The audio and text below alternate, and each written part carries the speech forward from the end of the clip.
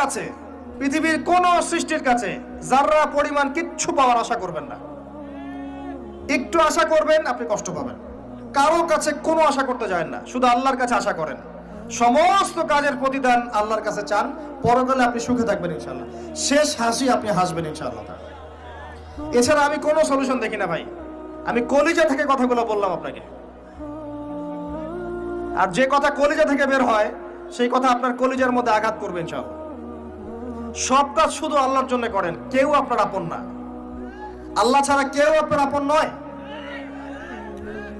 আপনি ভুল করবেন যদি আপনি অন্য কাউকে আপন মনে করেন। আপনার পলিটিক্যাল লিডার, আপনার প্রশাসনের স্যার, আপনার পরিবারের স্ত্রী, আপনার সন্তান, হাবি হাবি যা যা আছে, যদি মনে করেন আমার আপনজন, আপনি ভুল করবেন। সবাই সবার স্বার্থ চেনে, সবাই সবার স্বার্থ চেনে। শুধু আল্লাহ আপনাকে নিঃস্বার্থভাবে ভালোবাসেন। আল্লাহ পাক স্বার্থ চান না। সারাটা জীবন পাপ করে থাকলেও একটা বার দাঁড়িয়ে খালি বলেন আল্লাহ আস্তাগফিরুল্লাহ ওয়া আতুবু ইলাইহি। মন থেকে বলেন আল্লাহ আমি ভুল করেছি, আল্লাহ আমাকে মাফ করে দাও। এক মুহূর্তের মধ্যে আল্লাহ পাক আপনার সমস্ত গুনাহগুলোকে নেকিতে পরিবর্তন করে দিবেন ইনশাআল্লাহ। আল্লাহ ছাড়া কেউ নাই আপন। আল্লাহর জন্য খালেস করে ফেলেন নিজেকে, তার দিনের জন্য চেষ্টা করেন। তার দিন আজকে অবহেলিত, তার দিন আজকে অপদস্থ। সারা বিশ্বের বুকে আজকে মুসলিমরা নির্যাতিত, নিপীড়িত। দিনকে এগিয়ে নেওয়ার জন্য কিছু করেন। আপনার ক্ষুদ্র ক্ষুদ্র প্রচেষ্টা ইনশাআল্লাহ আগামী দিন ইসলামের বড় বিজয় নিয়ে আসবে। দিনের জন্য খালেস করে ফেলেন নিজেকে। আপনার সময় আছে এখন, জ্ঞান অর্জন করেন, জ্ঞান অর্জন করেন, পড়াশোনা করেন, আলেম ওলামার কাছে গিয়ে ক্লাসিক্যাল বইগুলো পড়েন, প্রজেক্ট রেডি করেন, দাওয়াতি কাজ করেন, বই লিখেন, বক্তব্য দেন, দিনের জন্য করেন। আপনাকে আপনার দুনিয়া আল্লাহ গুছিয়ে দিবেন ইনশাআল্লাহ। দুনিয়া আল্লাহ গুছিয়ে দিবেন ইনশাআল্লাহ। আপনি দিনের জন্য খালেস করে ফেলেন নিজেকে, আল্লাহর দিনের হয়ে যান। এবং দুনিয়া যে কাজগুলো করবেন শুধু আল্লাহ সন্তুষ্টির জন্য করবেন, কারো কাছে কিচ্ছু পাওয়ার আশা করবেন না। দেখবেন ইনশাআল্লাহ আপনি সুখে থাকবেন। একটা পর্যায়ে গিয়ে নূহ আলাইহিস সালামকে বলতে হয়েছে রব্বি আন্নী মাগলুবুন ফান্তাসির। আল্লাহ 950 বছর দাওয়াত দিলাম, মানুষ কথা শোনে না, মানুষ শুনেই না। 950 বছর দাওয়াত দিলাম, আল্লাহ আমার পরিবারের লোকও কথা শোনে না। আল্লাহ আমি পরাজিত, তুমি আমাকে সাহায্য করো। একটা পর্যায়ে গিয়ে লূত আলাইহিস সালামকেও তার স্ত্রী সন্তান ছেড়ে চলে যেতে হলো। একটা পর্যায়ে গিয়ে ইব্রাহিম আলাইহিস সালামকে তার বাবাকে ছেড়ে চলে যেতে হলো। একটা পর্যায়ে গিয়ে আসহাবুল কাহফকে সমাজ থেকে চলে যেতে হলো দূরে। একটা পর্যায়ে গিয়ে মুহাম্মদ সাল্লাল্লাহু আলাইহি ওয়াসাল্লামকে হিজরত করে চলে যেতে হলো, সাথে কেউ ছিল না। আল্লাহর জন্যে ভালোবাসা, আল্লাহর জন্যই বিচ্ছেদ। ইতিহাস তাদেরকে ভুলে যায় নাই। তো একটা পর্যায়ে গিয়ে মানুষ যখন আর পারে না, তখন প্রয়োজনে একা আল্লাহকে নিয়ে থাকতে হয়। এটাই আল্লাহ পাকের মারিফতের সর্বোচ্চ লেভেল। আল্লাহকে নিয়ে থাকেন, ইনশাআল্লাহ আপনি ভালো থাকবেন। রাসূলকে নিয়ে থাকেন, ভালো থাকবেন। তার সুন্নাহকে নিয়ে থাকেন, ভালো থাকবেন। তার দিনকে নিয়ে থাকেন, দিনের জ্ঞান অর্জন করেন, দিনটাকে প্রচার করার চেষ্টা করেন, দিনটাকে প্রতিষ্ঠা করার চেষ্টা করেন। দিন প্রতিষ্ঠা করলে কারো কোনো ক্ষতি হবে না। শৈথিল্যতাবাদী হবেন না, আবার চরমপন্থী হবেন না, জঙ্গি সন্ত্রাসী হয়ে যাবেন না। মধ্যম পন্থায় দিনটাকে নিয়ে গিয়ে যাবেন, মধ্যম পন্থায় এগিয়ে যাবেন, ধীরে ধীরে সবরের সাথে। একটা লেকচারে বলেছিলাম, আমাকে 3টা নসিহত করেছিলেন একজন আলেম। বলেছিলেন প্রথমে জ্ঞান অর্জন করো, 1, 2, তারপরে তুমি ধৈর্য ধরা শিখো, আর 3 সাহসী হও। ভীরু কাপুরুষের জন্য জান্নাত নয়, তিনি বলেছিলেন। অতএব এভাবে চিন্তা করলে আপনি ইনশাআল্লাহ দুনিয়াতে ঠকবেন না, বা দুনিয়াতে ঠকলেও পরকালে আপনি জিতবেন ইনশাআল্লাহ তাআলা। পরকালে আল্লাহ পাক আপনার প্রতিটা কষ্টের প্রতিদান দিবেন ইনশাআল্লাহ আযজা ওয়া জাল। আসুন আমরা সবাই যার যার জায়গা থেকে আল্লাহর হয়ে যাই, আল্লাহর জন্য নিজেকে খালেস করে দিই। আর আল্লাহর ভালোবাসা পেতে চাইলে তার রাসূলকে তার রাসূলের আনুগত্য করতে হবে, তার সুন্নাহ মাফিক চলতে হবে।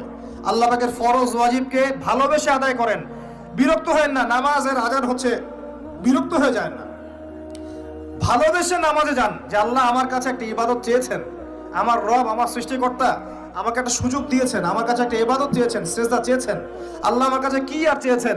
তাওহীদ চেয়েছেন, সুন্নত চেয়েছেন, হালাল খাই এতটুকু চেয়েছেন, সাধ্যমতো দিনের খেদমত করে এটা চেয়েছেন। আল্লাহ পাক আমার জন্য জান্নাত রেখেছেন, আমি আল্লাহর জন্য করব না? আল্লাহ পাকের কাজগুলো ভালোবেসে করেন, আল্লাহ পাকে কাছে পাবেন ইনশাআল্লাহ তাআলা। দেখবেন যদি আপনি আল্লাহর হয়ে যান, আপনি মনে মনে কিছু চাইবেন, হাত উঠিয়ে চাওয়ার আগে আপনার সামনে আল্লাহ পাক সেটা হাজির করে দিবেন ইনশাআল্লাহ। বিশ্বাস হচ্ছে না আপনার কথা, আমার কথা? আমার জীবনে শত শতবার এই ঘটনা ঘটেছে। মনে মনে চিন্তা করছি যে এটা দরকার, এটা হলে ভালো হতো, এমনকি এমনও চিন্তা করছি এটা খেতে ইচ্ছা করছে, সামনে গিয়ে দেখে হাজির। একটা কথা মিথ্যা বানিয়ে বলছি না, আল্লাহর কসম। এমনও হয়েছে যে আমি মনে মনে চিন্তা করেছি যে এটা খেতে ইচ্ছা করছে, খেতে পারলে ভালো লাগতো। যেখানে গিয়েছি দেখি সেই বাড়ির মালিক সেটা সার্ভ করেছে। এমন একটা ঘটনা আপনাকে বলি যে আমি এক জায়গায় যাচ্ছি, জিজ্ঞাসা করছি যে কি রান্না করছো, বলছে খিচুড়ি রান্না করছো। ঠিক আছে, খুব খুশি, খিচুড়ি খাবো বাসায় গিয়ে। কোনো একটা কারণে রাস্তায় আমার একটা বিপদ হলো। বিপদ হওয়ার পরে আমি বাসায় যেতে পারলাম না, কোন একটা জায়গায় আমাকে থাকতে হলো অল্প সময়। সেখানে আমার পরিচিত তিনি ভাই, সে আমাকে বলছে কিছু খেয়ে নেন। ঠিক আছে, কি আছে নিয়ে আসেন। খাবার নিয়ে আসা হলো, দেখলাম খিচুড়ি। কথা কি বুঝতে পারছেন? দেখে আমার চোখ দিয়ে এক ফোঁটা পানি পড়লো খাবারের উপরে, যে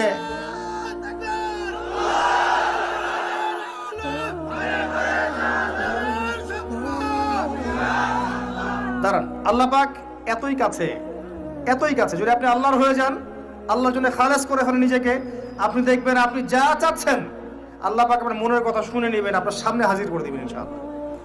কিচ্ছু ভাববেন না, আল্লাহকে ছাড়া কোনো দিকে ভাবার দরকার নাই। আল্লাহর দিন আজকে একটা চরম অবমাননাকর জায়গার মধ্যে আছে, আপনি বুঝতে পারছেন না। দুই চোখ দিয়ে দেখেন, সারা বিশ্বের প্রেক্ষাপটের সাথে মুসলিমদের অবস্থা মেলান, দেখবেন আমরা আর সে আগের জায়গায় নাই।